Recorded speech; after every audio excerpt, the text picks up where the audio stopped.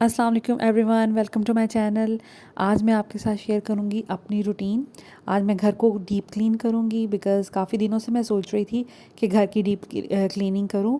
और किचन की तो मैंने डीप क्लीनिंग कर ली थी, उसकी वीडियो भी आपके साथ शेयर की थी। आज मैं घर की डीप क्लीनिंग करूंगी। छोटे छोटे घर के काफ़ी काम हैं करने वाले, वो करूंगी बिकॉज़ अब बच्चे स्कूल जाते हैं तो मेरे पास अब काफ़ी टाइम है कि मैं घर के इस तरह के छोटे छोटे काम कर सकूं। आज के सुबह की आगाज़ हुई, बच्चों को मैंने रेडी करके स्कूल भेज दिया था और ये उसके बाद का क्लिप है। क्योंकि सुबह मैं कुछ शूट नहीं कर पाती, बच्चों को जल्दी जल्दी में बस भेजना होता है, उनका लंच रेडी करना होता है, उनको ब्रेकफास्ट करवाना होता है, तो काफ़ी बिज़ी हो जाती हूँ और काफ़ी जल्दी जल्दी सब कुछ करना होता है। तो ये मैंने बच्चों का लंच जब बना लिया था और उनको ब्रेकफास्ट दे दिया था तो मैंने फिर रिकॉर्ड किया था। दो तरह के मैंने सैंडविचेस बनाए, एक सिंपल ऑमलेट और उसके अंदर एग्स मैंने बस उस फ्राई करके तो सैंडविच बना दिया था। और छोटी बेटी के लिए एग और मेयोनीज़ वाला सैंडविच और साथ उनको बिस्किट्स दे दिए थे, पानी दे दिया था। तो ये उनका लंच था। ब्रेकफास्ट में उन्होंने सीरियल्स खाए थे। उसके बाद हम लोगों ने ब्रेकफास्ट किया। हस्बैंड को आज कॉफ़ी चाहिए थी, उन्होंने कॉफ़ी बनवाई, मैंने चाय और ये उनका ऑमलेट और मेरा एक स्लाइस और ऑमलेट। तो हम ब्रेकफास्ट करेंगे। अच्छा, ये क्लिप जो है ये रात का है। रात में मैंने बेकिंग सोडा जो होता है वो मैंने कारपेट पे स्प्रेड कर दिया था। इस तरह कोई भी आप स्ट्रेनर ले लें, छलनी ले लें, उसके अंदर आप सोडा डालते जाएं और उसको हिलाते जाएं ताकि अच्छी तरह से स्प्रेड हो जाए। अगर आप डायरेक्ट डालेंगे किसी चीज़ से तो वो एक जगह पे बहुत ज़्यादा गिर जाएगा। तो मैंने इसलिए छलनी ले ली थी, इससे मुझे काफ़ी ज़्यादा हेल्प होगी थी सोडे को फैलाने के लिए। तो इस तरह आपने डस्ट कर देना है सोडा पूरे कारपेट पे। इससे जैसा कि आप सबको पता ही होगा कि जो बेकिंग सोडा होता है वो बहुत सी क्लीनिंग हैक के तौर पर काम करता है। इससे बहुत ज़्यादा चीज़ें साफ़ हो जाती हैं, चाहे वो कपड़ों के दाग हों, चाहे ऑल पर्पज़ क्लीनर हो, फर्नीचर साफ़ करना हो, आपको अपना कोई बेडिंग इस तरह की चीज़ें साफ़ करनी हो, तो ये काफ़ी ज़्यादा इफ़ेक्टिव रहता है। तो ये मैंने हैक जो है फ़र्स्ट टाइम किया था। मैंने रात में स्प्रेड करके सो गई थी। उसके बाद नेक्स्ट मॉर्निंग मैंने सबसे पहले कारपेट को क्लीन किया और ट्रस्ट मी ये काफ़ी ज़्यादा अच्छा हो गया था बिकॉज़ सारी रात जो सोडा है वो इसके ऊपर पड़ा रहा था। तो मुझे काफ़ी ज़्यादा लग रहा था कि क्लीन काफ़ी हद तक साफ़ हो गया था। बिकॉज़ मैंने ये मिस्टेक मुझसे हुई थी कि मैंने वाइट कलर का परचेज़ किया था, ये कारपेट वाइट एंड ब्लैक। तो बाद में मुझे एहसास होता है कि वाइट कलर नहीं मुझे लेना चाहिए था, लेकिन अब ले लिया है तो अब कुछ कर नहीं सकते। तो इस वजह से ये है कि इसकी क्लीनिंग बड़ी मुश्किल है इसको, और ये थोड़ा मोटा है, इसको क्लीन वॉश करना बहुत ज़्यादा मुश्किल हो जाता है। खैर मैंने इसको साफ़ किया था, आप देख सकते हैं कि ये बहुत ज़्यादा नीट एंड क्लीन लग रहा है। तो मुझे तो ये सोडे वाली जो रेमेडी है ये काफ़ी अच्छी लगी। ये जो स्टेन है ये आई थिंक किसी फूड का है, लाइक कुछ चाय गिरी है या कुछ किसी बच्चे से गिरा है, या आइसक्रीम भी हो सकती है। तो फिर ये नहीं गया, लेकिन बाकी काफ़ी हद तक स्टेन्स जो हैं वो रिमूव हो गए थे और बड़ा एक अच्छा मुझे इसकी फ़ील आ रही थी कारपेट की।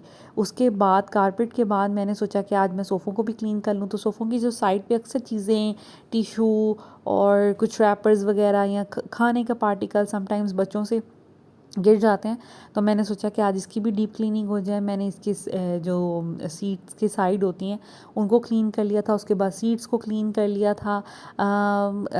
बच्चों वाला घर है, इस वजह से ये थोड़े से स्टेन्स हैं कि बच्चे केयर नहीं करते।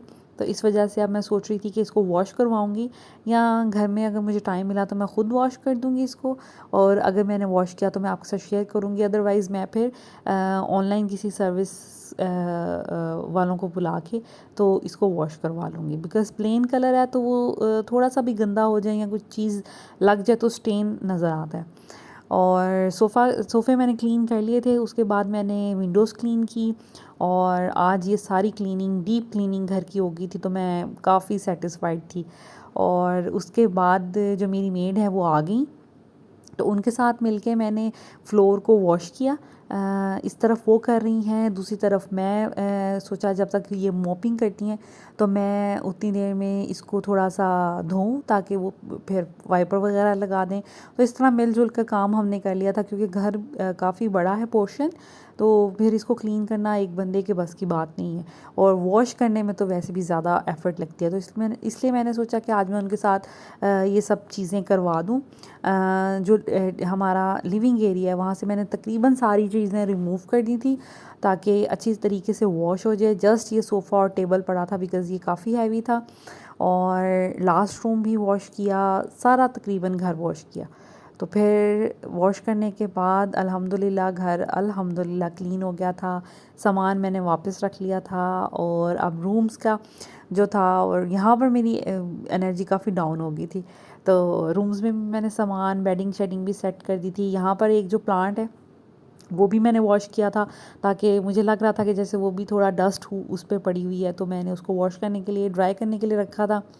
तो दोपहर का टाइम हो गया था, बच्चे आने वाले थे, तो मैंने फिर KFC ऑर्डर कर लिया था बिकॉज़ मैं बहुत ज़्यादा थक गई थी और खाना अभी तक बना नहीं था। सफाई में इतना ज़्यादा टाइम हो गया था, तकरीबन ये 2 सवा 2 बज गए थे। तो इस वजह से हम लोगों ने फिर मैंने ऑर्डर कर लिया KFC।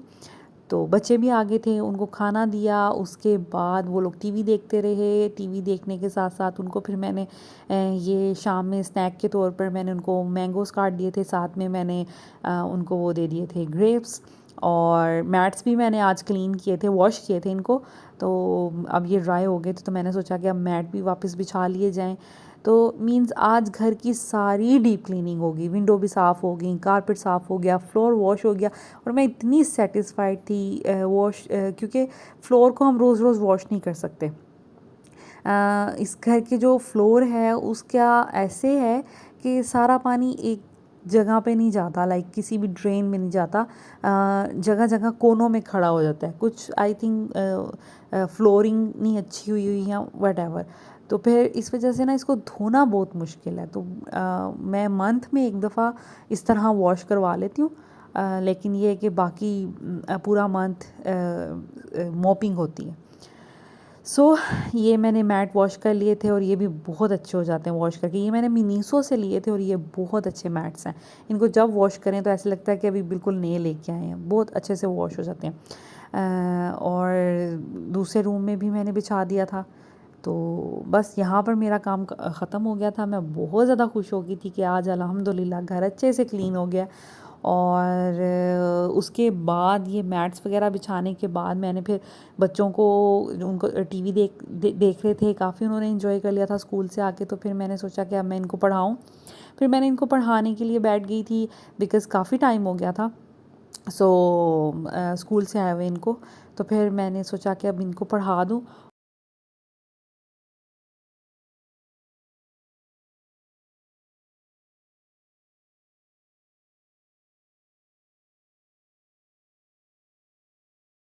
जब भी मैं बच्चों को पढ़ाने के लिए बैठती हूँ, तो जो मेरी छोटी बेटी है इज़ा, वो बहुत ज़्यादा रेजिस्ट करती है। उसको पेंसिल चाहिए होती है, उसको बुक्स चाहिए होती हैं, नोटबुक्स चाहिए होती हैं, कलर्स चाहिए होते हैं। लाइक उसने इंटरफेयर ज़रूर करना है। उसको हैंडल करना इस टाइम बहुत मुश्किल हो जाता है। उसको स्पेयर भी नहीं कर सकते, कोई उसको अटेंड करने के लिए भी नहीं है मेरे अलावा। तो बहुत मुश्किल हो जाती है कि इनको पढ़ाना भी होता है और साथ साथ उसका ख़्याल भी रखना होता है। तो ये सब कुछ साथ साथ चलता रहता है। बच्चों को मैंने काम दे दिया था, उसके बाद मैंने सोचा कि रात के खाने की तैयारी कर लीजिए।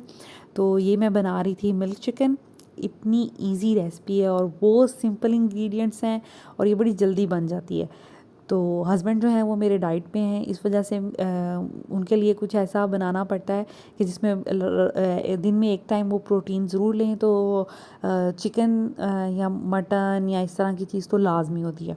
तो यहाँ पर मैंने चिकन लिया, उसमें मैंने डाला है थोड़ा सा दूध।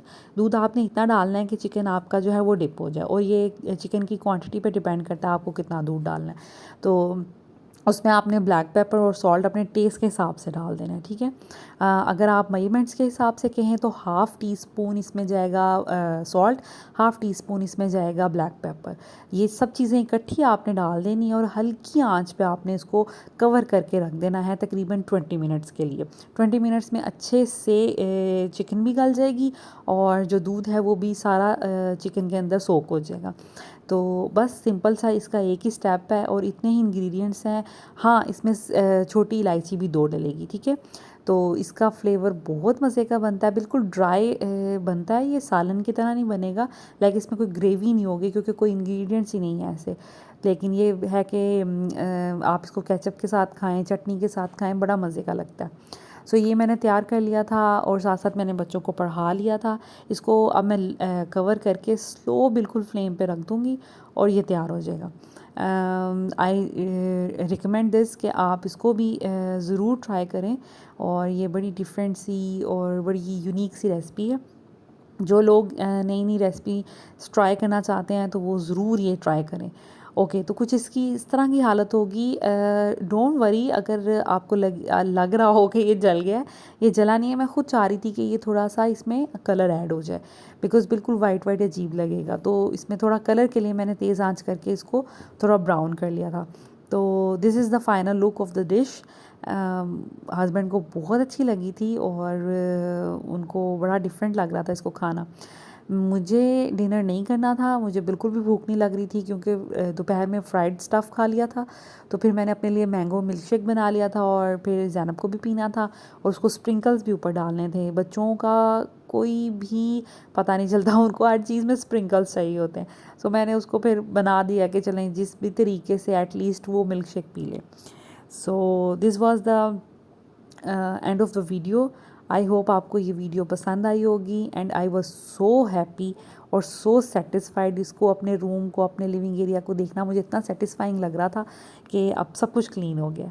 सो thank you so much for watching this video. Take care. अल्लाह हाफिज़।